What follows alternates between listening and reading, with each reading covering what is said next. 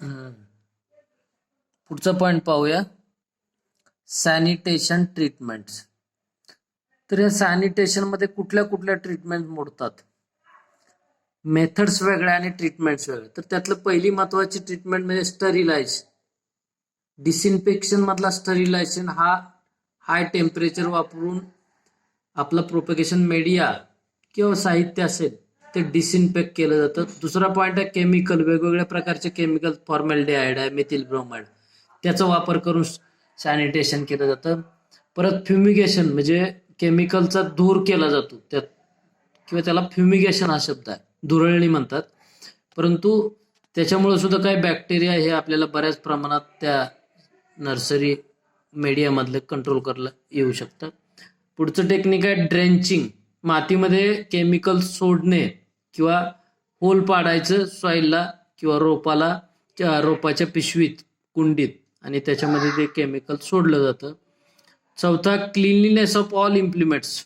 म्हणजे नर्सरीमध्ये जे इम्प्लिमेंट्स आहेत त्याचं सुद्धा क्लिनलीनेस करणं हा एक पार्ट आहे.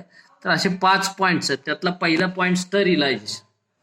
स्टरिलायझेशन of the propagation media, tools and implements used is necessary in nursery plant products. तर ही स्टरिलायझेशन हे फार सॅनिटायझेशन मधली महत्वाची स्टेप, जो आपण मीडिया वापरणार आहे स्टरिलायझेशनसाठी, प्रोपगेशनसाठी, त्या मीडियाचं स्टरिलायझेशन करणं किंवा टूल्सचं, इम्प्लिमेंटचं सुद्धा स्टरिलायझेशन करणं आवश्यक आहे, कारण त्याच्यामध्ये आपण डिसइन्फेक्शन करून घेतो. Propagating media and tools can be easily sterilize by heat और बाय केमिकल्स.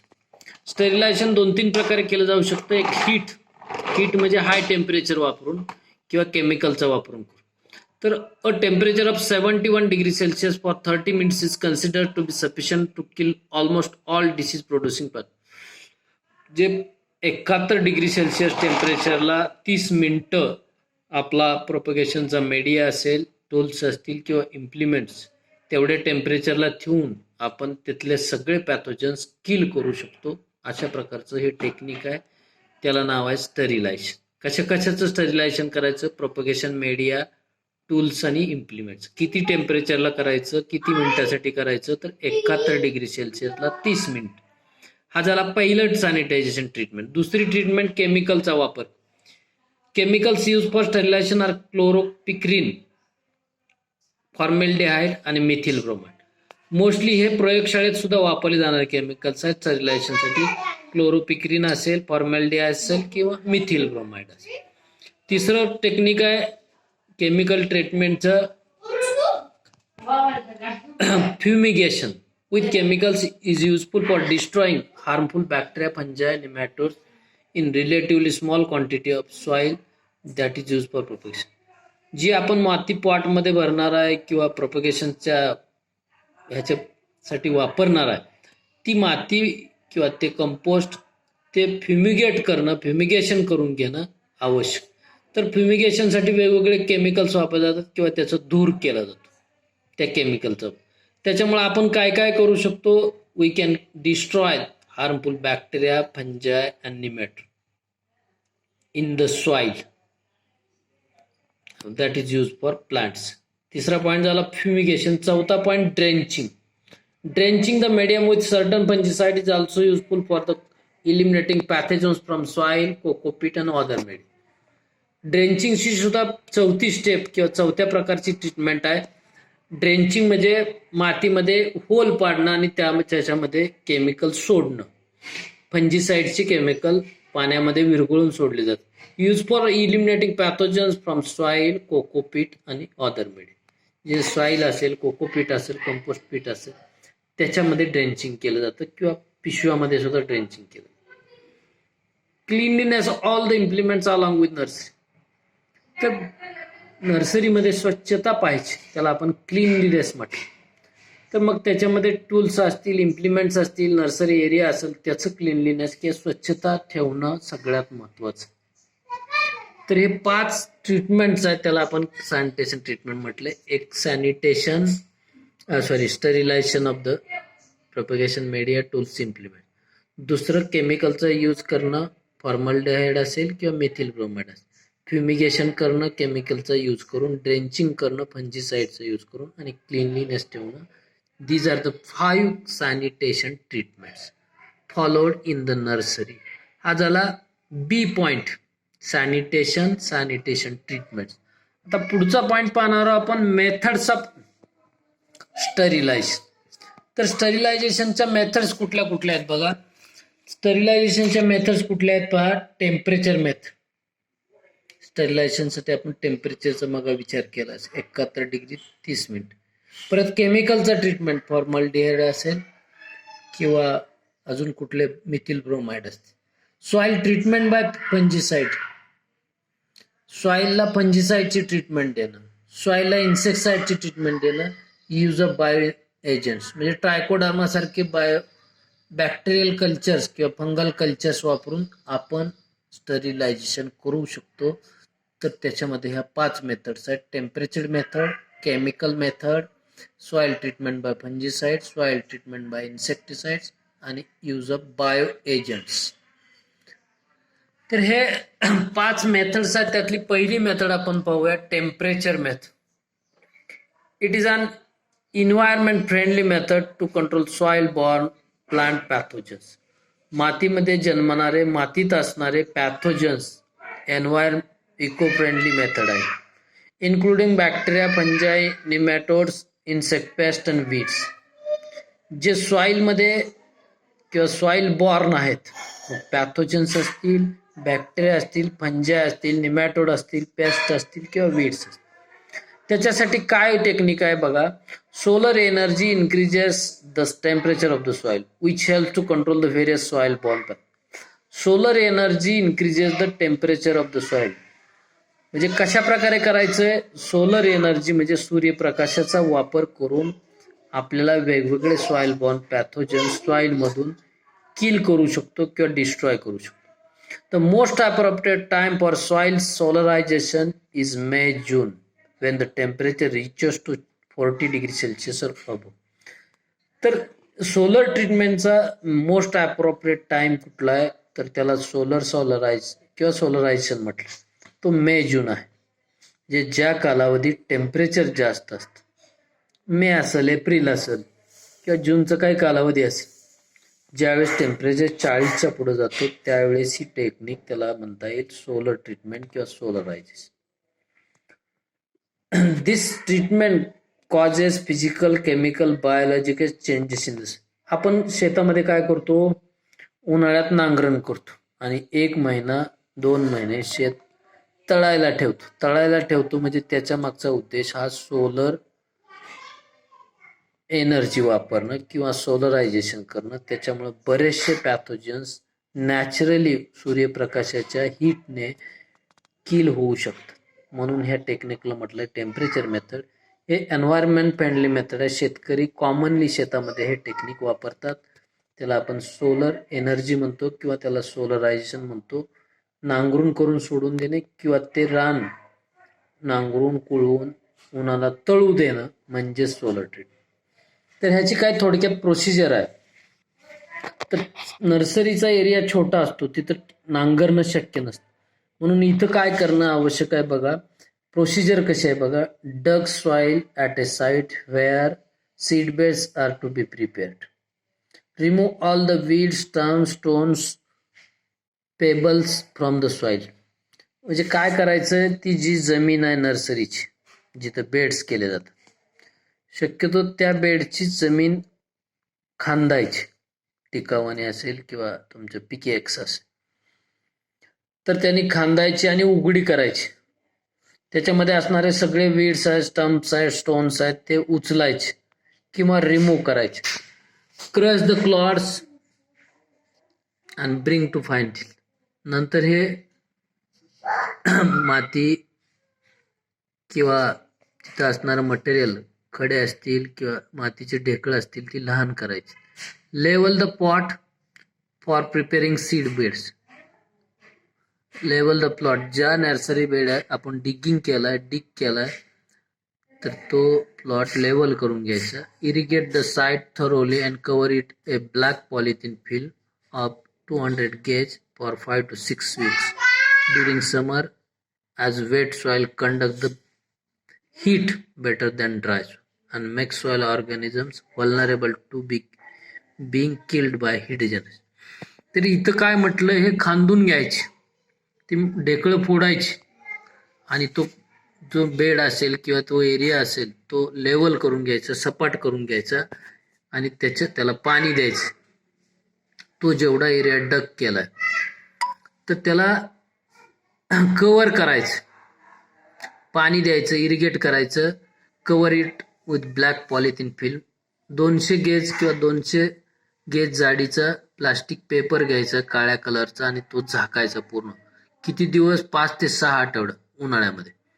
आणि खाली ओलावा प्लस वरनं काळा कागद आणि उन्हाची उष्णता, त्याच्यामुळं आतलं जे सॉईल आहे ते पूर्ण हिट होते आणि त्याच्यामुळं आत असणारे सगळ्या प्रकारचे मायक्रोऑर्गॅनिझम हीट जनरेट झाल्यामुळे किल होतात. हा सगळ्यात बेस्ट टेक्निक आहे.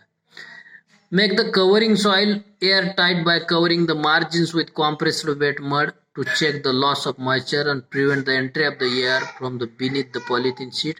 The nursery bed may be prepared at the treated site or soil may be used for filling the pots. तर ज्या एरियामध्ये ज्या नर्सरीच्या एरियामध्ये आपण हे करतोय, ही ट्रीटमेंट देतोय, तिथं तो कागद झाकल्यानंतर पूर्ण एअर टाईट केला पाहिजे. त्याच्यामध्ये कुठूनही हवा गेली नाही पाहिजे. त्याच्यावरती बाजूनी माती टाकायची, चिखलाचे गोळे ठेवून तो कागद पूर्ण आच्छादन करायचं,